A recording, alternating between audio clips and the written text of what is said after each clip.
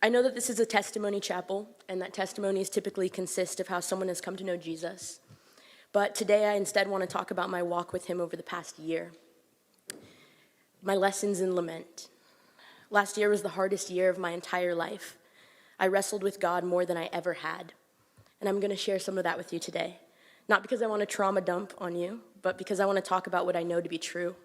I want to talk about the hope that I have because of Jesus, even in a very, very real and broken world.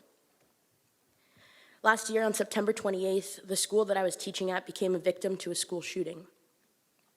Not too long after this, about a month, one of my former students took her own life and committed suicide. I also lost another person, my very best friend in the entire world. I was in a city and state where I didn't know anyone within 1,000 miles. A month later, I had to get knee surgery, which didn't allow me to walk for 12 weeks.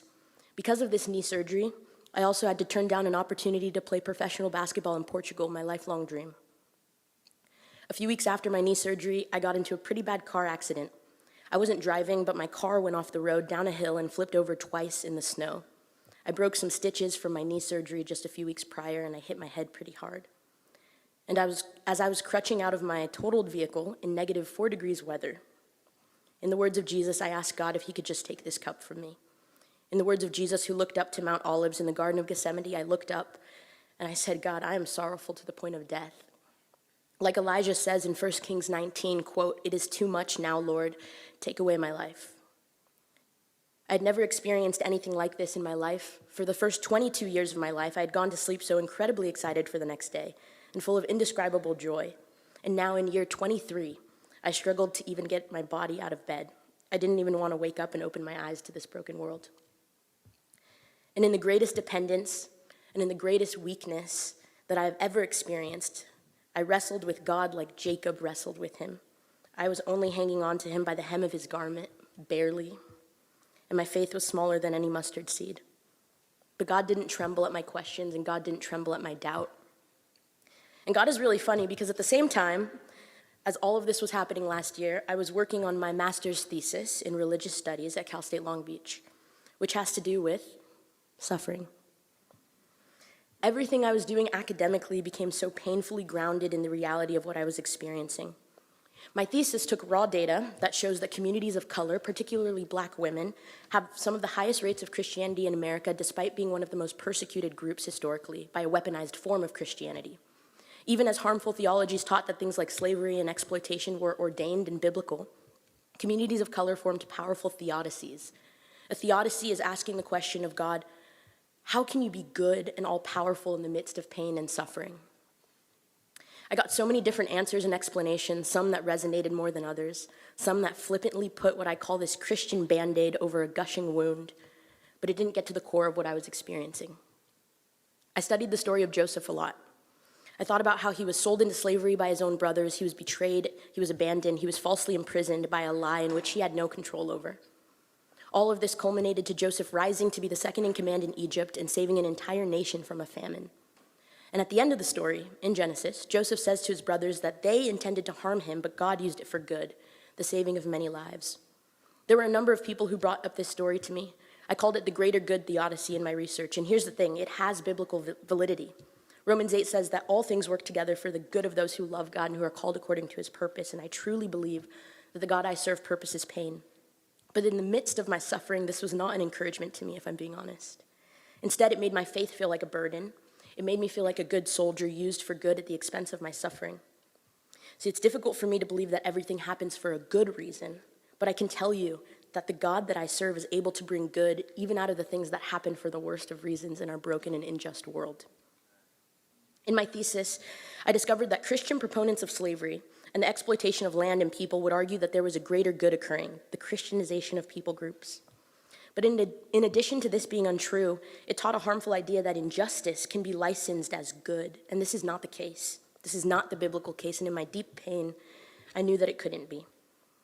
So it wasn't completely helpful to me in this moment, and it wasn't helpful to the faithful communities of color in my research, so I took the truth of the word, the idea that pain is purposed in our broken world, that God can bring good out of really harmful things, but that the harmful things are not themselves good. And this was my first lesson in Lament. So I prayed and I fasted and I spoke to many incredible people. I came across another theodicy called the eschatological theodicy, like the idea in Romans 8 that our present sufferings are not worth comparing to the future joy that will be revealed in us, the future glory that will be revealed in us in Christ Jesus. That this suffering's not eternal, and that's true, a beautiful promise, thank God. But just like the truth that all things work together for good, just like that truth does not suggest this bypass of lament, the truth that our suffering in this broken world is temporary also does not suggest the bypass of lament. And I truly believe that the church has forgotten how to hold grief and sit with it. Like Job's friends sat in silence for 7 days with their friend who was in unimaginable pain. So I did not bypass lament. I cried out things like David, who says, "My tears have been my food day and night. I have forgotten what prosperity is." I still proclaim the truth of who God is, but not without telling God the truth of how I felt. In my anguish, I told God that I would rather lose my eyesight than feel this pain in my heart anymore.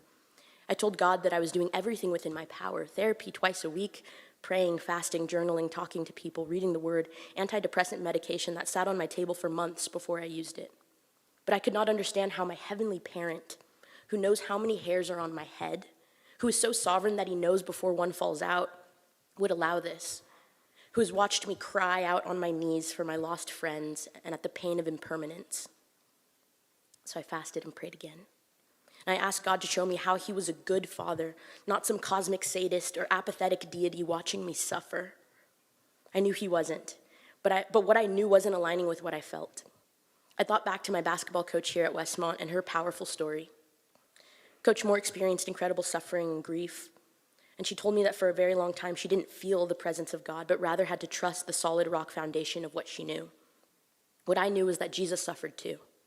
Our high priest, who is able to sympathize with us in our weaknesses, sweat blood, and did not want to go to the cross. Jesus, God in the flesh, was a man familiar with sorrow out of his great love for us. I serve a God who grieves.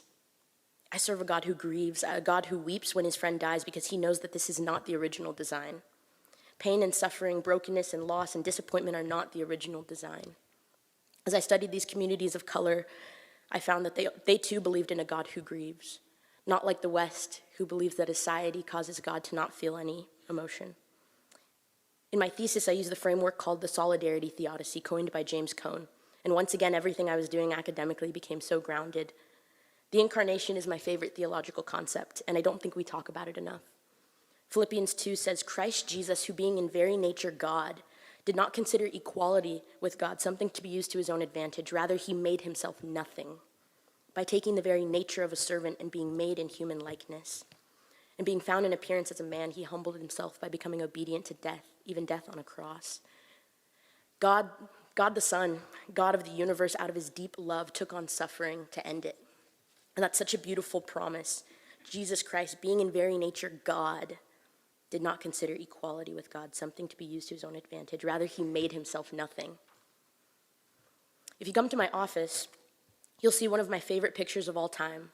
It's called Piss Christ by Andres Serrano. It's a picture of a crucifix that is submerged in literal pee. I sent the picture, but I don't know if it's up there. But come to my office. While some may find this picture, this art piece, incredibly provoking, heretical, and maybe even blasphemous, I find it to be so beautiful. The intention and heart behind it is that the God of the universe lovingly chose to submerge himself within human secretion for our liberation. That is solidarity. That is love. Modeled after Megan Fate, I began to do apophatic theology, also known as negative theology. It often consists of explaining things that are ineffable by explaining what is. In other words, I created lists of what will not be in heaven. I created lists of what Jesus has already defeated. This is my wannabe Enneagram 4 as a 2.